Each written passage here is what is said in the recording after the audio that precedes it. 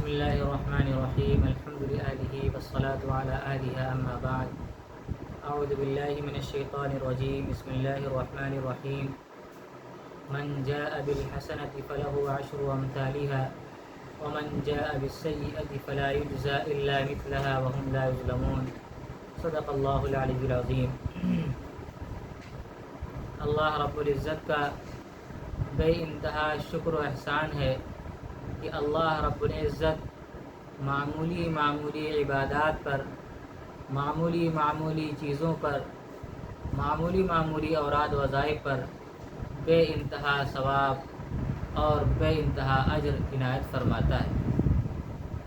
قرآن حکیم کی جو آیت تلاوت کی ہے، اللہ نے اس میں ارشاد فرمایا ہے کہ اگر کوئی انسان نیکی کرتا ہے، کوئی اچھا کام کرتا ہے اور کوئی بھلائی کا کام کرتا ہے تو اس کا اجر 10 گنا ہم عطا کرتے ہیں، اور وہی انسان اگر کوئی برا کام کرتا ہے، برا فعل کرتا ہے تو برائی صرف 1 لکھی جاتی ہے اور برائی کا بدلہ صرف 1 ہی ملے گا۔ تو اللہ رب العزت کا مسلمانوں پر کتنا عظیم احسان ہے، اللہ رب العزت کا کتنا بڑا لطف ہے، کتنا بڑا کرم ہے۔ نبی کریم صلی اللہ علیہ وسلم سے حدیث میں بھی اس طرح کی باتیں آتی ہیں۔ حضرت ابو ذر غفاری رضی اللہ تعالی عنہ ارشاد فرماتے ہیں کہ نبی کریم صلی اللہ علیہ وسلم نے ارشاد فرمایا، اور یہ حدیث قدسی ہے، نبی کریم صلی اللہ علیہ وسلم ارشاد فرماتے ہیں کہ اللہ رب العزت نے ارشاد فرمایا کہ جو بندہ نیک کام کرتا ہے، اچھا کام کرتا ہے تو میں اس کے عوض اس ایک نیک کام کے عوض 10 گنا اجر دیتا ہوں، اور اگر کوئی برائی کرتا ہے، برا کام کرتا ہے تو برائی 1 ہی لکھی جاتی ہے۔ یہ اللہ رب العزت کا بہت بڑا عظیم احسان ہے۔ اور اس کے علاوہ آگے حدیث قدسی میں نبی کریم صلی اللہ علیہ وسلم ارشاد فرماتے ہیں کہ اللہ نے ارشاد فرمایا کہ اگر بندہ زمین بھر کے گناہ کر کے آئے، یعنی اتنے گناہ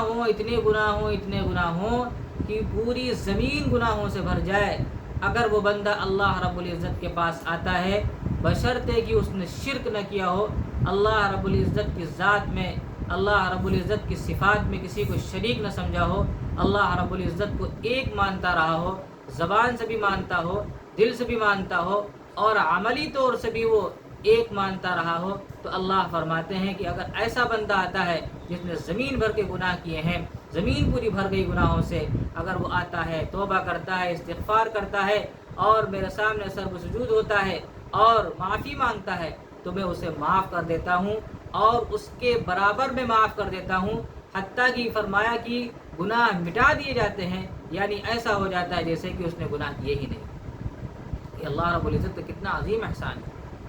کہ زمین بھر کے گناہ اگر ہیں، اتنے گنہگار اگر کوئی انسان ہے، اتنا گنہگار کوئی انسان ہے، تو آنسو کا ایک قطرہ جو انسان کے آنکھ سے نکلتا ہے ندامت اور شرمندگی کے ساتھ اللہ رب العزت سے توبہ کرتے ہوئے، تو کتنا عظیم وہ آنسو کا ایک قطرہ ہے کہ اللہ رب العزت اس ایک آنسو کے قطرے سے سارے گناہوں کو دھل دیتا ہے۔ تو یہ آنسو کا قطرہ نہیں ہوا، بلکہ گناہوں کے دھلنے کا ایک نسخہ ہوا۔ اور آگے ایک اس سے بھی عظیم بات اللہ رب العزت نے ارشاد فرمائی، حدیث قدسی کہتے اسے ہے کہ اللہ رب العزت کے فرمان کو، اللہ رب العزت کی بات کو نبی کریم صلی اللہ علیہ وسلم کی زبانی سنا جائے۔ نبی کریم صلی اللہ علیہ وسلم اپنی زبان سے ارشاد فرمایا آگے اللہ نے فرمایا کہ بندہ اگر میری جانب ایک بالشت بڑھتا ہے، اگر بندہ میری جانب ایک بالش بڑھتا ہے تو میں اس کی طرف 1 ہاتھ بڑھتا ہوں، اور اگر بندہ میری طرف 1 ہاتھ بڑھتا ہے تو میں اس کی طرف 2 ہاتھ بڑھتا ہوں، اور اگر بندہ میری طرف پیدل چل کر آتا ہے تو میں اس کی طرف دوڑ کر آتا ہوں۔ کتنا عظیم انسان ہے۔ آج کوئی صاحب منصب، کوئی عہدے والا معمولی سا عہدہ ہو جائے اور اس کے سامنے کوئی برائی کر دے یا اس کی کوئی حق تلفی کر دے اور کوئی اس طرح کا کام کر دے تو زندگی بھر وہ بولتا نہیں ہے، چاہے جائے کہ وہ اس کے سامنے جائے، اگر وہ سامنے والا توبہ بھی کرنے پر آمادہ ہو جائے، غلطی کی معافی مانگنے پر آمادہ ہو جائے، تب بھی وہ اپنے عہدے کی اور اپنے انا میں اس آدمی کو بخشتا نہیں ہے، معاف نہیں کرتا ہے۔ اور ہر ممکن کوشش کرتا ہے اس کو برباد کرنے کی، اس سے بدلہ لینے کی۔ اللہ رب العزت جس نے پوری کائنات کو وجود بخشا، اللہ رب العزت جس نے ہماری سانسوں کے زیر و بم کو بنایا، اللہ رب العزت جس نے ہمیں تخلیق فرمایا، اللہ فرماتے ہیں کہ گناہوں میں لت پت آئے اور اس کے بعد اگر ایک بارش میری طرف بڑھتا ہے تو میں ایک ہاتھ بڑھتا ہوں، ایک ہاتھ بڑھتا ہے تو دو ہاتھ بڑھتا ہوں، اور اگر وہ میری طرف پیدل چل کر آتا ہے تو میں اس کی طرف دوڑ کر جاتا ہوں۔ کتنا عظیم احسان ہے! یقیناً اللہ رب العزت بے انتہا لطف والے ہیں، بے انتہا کرم والے ہیں، بے انتہا احسان کرنے والے ہیں انسانیت پر اور مسلمانوں پر۔ اس لیے مسلمانوں کو توبہ و استغفار کرتے رہنا چاہیے، اور توبہ و استغفار کوئی معمولی چیز نہیں ہے، بڑی عظیم چیز ہے، اور اس کی عظمت اور اس کی وقعت کا اندازہ اس سے لگائیے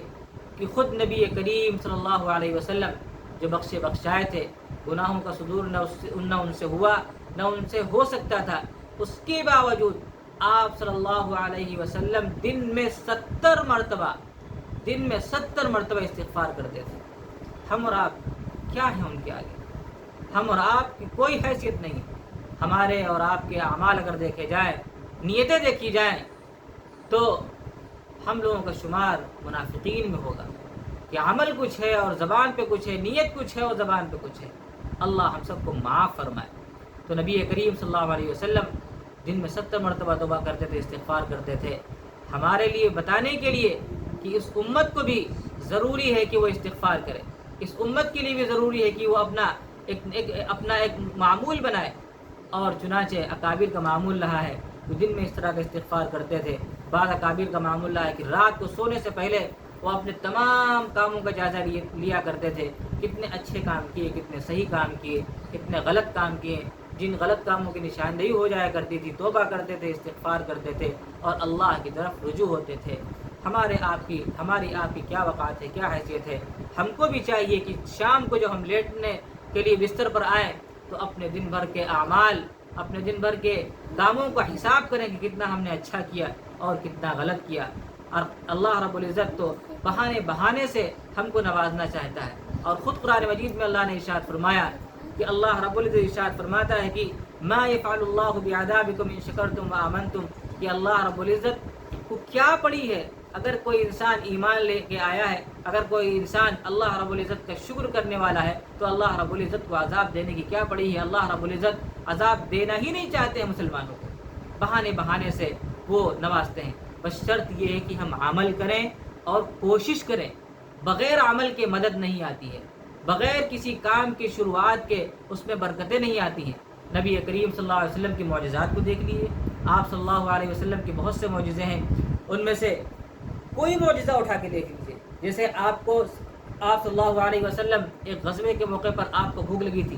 حضرت جابر رضی اللہ تعالیٰ عنہ کو آپ کے چہرے انور سے معلوم ہوگا کہ آپ پریشان ہیں اور بھوک سے پریشان ہیں۔ حضرت جابر رضی اللہ تعالیٰ عنہ گھر گئے